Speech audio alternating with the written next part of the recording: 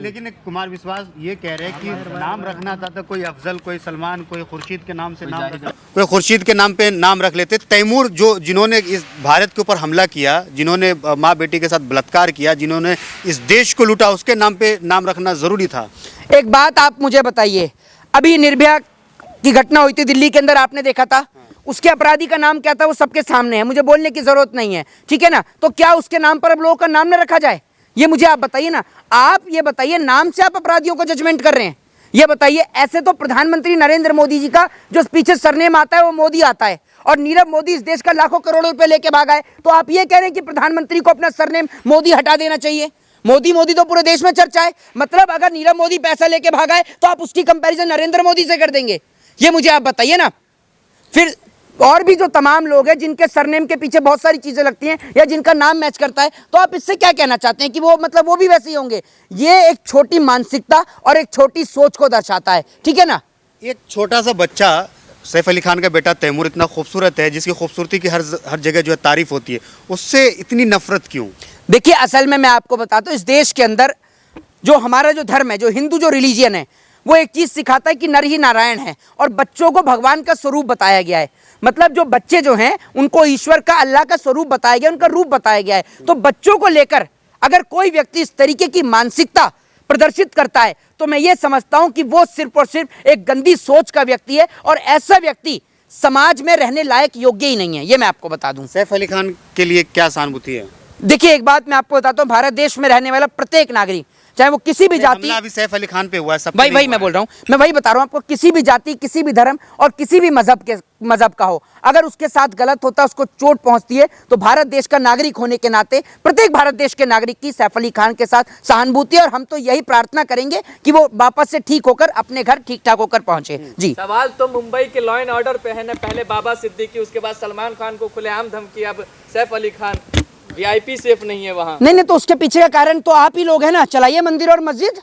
जब मंदिर और मस्जिद आप चलाते रहेंगे, हिंदू और मुसलमान आप चलाते रहेंगे, तो आम नागरिक कहां से सुरक्षित होगा? सबसे बड़ा सवाल यही है कि जिसको डेमोक्रेसी का फोर्थ पिलर बताया जाता है, फोर्थ पिलर ऑफ डेमोक्रेसी, यानी पत्रकारों को इस देश का चौथा स्तंभ बताया जाता है, और वही चौथा स्तंभ आप टीवी खोलकर देख लीजिए, कहीं टीवी चैनल पर यह दिखाया ही नहीं जा रहा कि देश में महंगाई की भी जैसी कोई चीज है, देश में जो है बेरोजगारी के कारण नौजवान परेशान है, देश में नौजवान प्रदर्शन कर रहे हैं एजुकेशन को लेकर, ये तो कहीं किसी टीवी चैनल पर दिखाया ही नहीं जाता है। ऐसा लगता है कि सारी समस्या समाधान हो गया है। जो शादी की है एक हिंदू लड़की के साथ में, कहीं ऐसा तो नहीं है कि लव जिहाद का ये बदला लिया जा रहा है? एक बात मैं आपको बता दूं, ऐसे तो शाहनवाज हुसैन जो भाजपा के दामाद हैं, उन्होंने किससे शादी करी है जरा मुझे आप ये बता दीजिए? मुख्तार अब्बास नकवी, जिन्होंने पूजा नकवी से शादी करी है, ये क्या किया इन्होंने, आप बता दीजिए। पुरानी बात हो गई ना? नहीं, पुरानी कितनी बात होगी? शाहनवाज हुसैन तो अभी भी जिंदा है। भाजपा के दामाद कैसे हो गए? भाजपा में तो भाजपा के दामाद होंगे, और किसके होंगे ये बताइए ना आप मुझे। भाजपा के नेता है ना वो।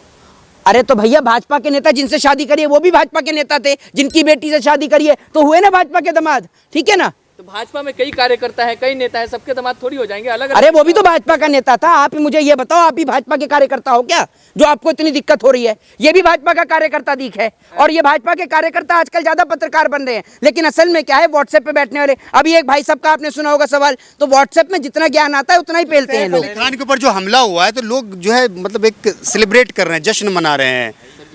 क्या लग रहा है कि सैफ मुस्लिम नाम है, इस वजह से लोगों के अंदर खुशी आ रही है, कुछ लोगों के अंदर? देखिए, एक चीज मैं आपको बताता हूं, अगर आज किसी के साथ गलत हो रहा है और आप खुशियां मना रहे हैं तो आपकी एक गलत सोच है, ठीक है। इस देश में कोई भी समाज का व्यक्ति आज सुरक्षित नहीं है। आपने देखा होगा किस तरीके से इस देश के अंदर हाथरस की घटना होती है, बिहार के मुजफ्फरनगर की घटना होती है, तमाम जगहों की घटना, उत्तराखंड की घटना होती है, तमाम जगहों पर बेटियों के साथ बलात्कार हो रहे हैं। प्रज्वला रमन्ना को आप देख लीजिए, सेंगर को देख लीजिए, आसाराम को देख लीजिए, राम रहीम को देख लीजिए, चिन्मयानंद को देख लीजिए, नित्यानंद को देख लीजिए, आप तमाम लोगों को देख लीजिए ना। तो अगर आप ये सोचते हैं कि मरने वालों की लिस्ट में, ये सूची में आपका नाम नहीं है, तो ये आपकी एक गलत फहमी है। मैं आपको कहना चाहता हूं कि अगर किसी के साथ भी गलत होता है तो आपको उसके साथ खड़ा होना चाहिए। उनका नाम सैफ है इसलिए सेफ नहीं है, ये आप अपनी तरफ से बना देते हैं। आपका क्या नाम है जरा मुझे आप बताएंगे? सूरज हैं?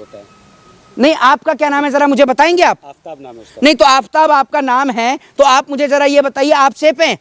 मुझे ये तो बता दीजिए। आप किसी भी व्यक्ति को नाम से जोड़ देते हैं। और असल में मैं आपको एक बता दूं, अभी आपने बोला कि वो मुस्लिम है, ये भी जनाब मुस्लिम है। तो एक जो कहावत है ना कि हमें तो अपनों ने लूटा, गैरों में कहाँ दम था, हमारी तो कश्ती भी वहां डूबी जहां पानी कम था। तो हमें बर्बाद करने वाला कोई और नहीं है। ये जो भारतीय जनता पार्टी है, जिसको देश में नफरत फैलाने का हर जगह भारतीय जनता पार्टी, बात सैफ अली खान की वो चल रही है। सुन लीजिए, भारतीय जनता पार्टी जो है ना, जो इस देश में नफरत का जहर फैला देती है, उसके पीछे का कारण ये है कि भाजपा को पॉइंट देने वाला काम इन जैसे पत्रकार कुछ करते हैं और इन्हीं जैसे कुछ नेता करते हैं। इसीलिए इनके चक्कर में पूरे देश का मुसलमान बदनाम होता है। सैफ अली खान ने बहादुरी से मुकाबला किया था। अब ये तो आप मुझे पता नहीं, कोई WWE की फाइट तो चल नहीं रही थी वहां पर कि उन्होंने बहादुरी से मुकाबला किया था। एक काम करिएगा, रात को आप अपने घर परिवार में जो है किसी के हाथ में, अपने बेटे के हाथ में लठ दे दीजिएगा, जब आप गहरी नींद में हो तो वो आपको बजाना शुरू करे, पीटना शुरू करे। उसके बाद हम आपसे पूछ लेंगे कल कि आपने बहादुरी से मुकाबला किया या नहीं किया। उनका बेटा हमला थोड़ी किया, कोई बाहर से चोर घुसा, हाँ, कोई तो बदमाश आप एक काम करिएगा ना, बाहर से और भी आपके बहुत सारे साथी हैं, किसी को भी बुला लीजिएगा, किसी को भी बुला लीजिएगा, आपको कोई भी पीटने आ जाएगा, कोई दिक्कत नहीं है। फिर उसके बाद में हम आपका एक्सपीरियंस ले लेंगे, आपका एक्सपीरियंस जो होगा क्या पता मोहित शर्मा के जैसे मानसिकता के मतलब विचारधारा के लोग होंगे जिन्होंने बीजेपी गवर्नमेंट को बदनाम करने के लिए इस तरीके से हमला करवाया हो। तो सैफ अली खान किसी राजनीतिक पार्टी से थे? और मैं आपको तो आप ही कर रहे हैं ना, अगर राजनीतिक पार्टी से तो बीजेपी का नाम क्यों ले रहे हैं आप? किससे? आप बीजेपी का नाम क्यों ले तो रहे हैं? वहां किसकी सरकार है? वहां आपकी सरकार है। अरे सर का पुलिस वहाँ पे है और सिस्टम है, उसके ऊपर सवाल उठाया किसके अंडर आता है? एक मिनट, आप पत्रकारिता तो करके आते हैं, जरा अच्छी सी यहाँ पे सवाल का जवाब। एक मिनट, पहले इसी सवाल पे बात करेंगे। मैं एक एडवोकेट हूँ, सुनिए मेरी बात तो सुनिए। सैफ अली खान पश्चिम बंगाल रहते हैं। ममता बनर्जी पे नहीं बोलिएगा, करिए डिस्कशन।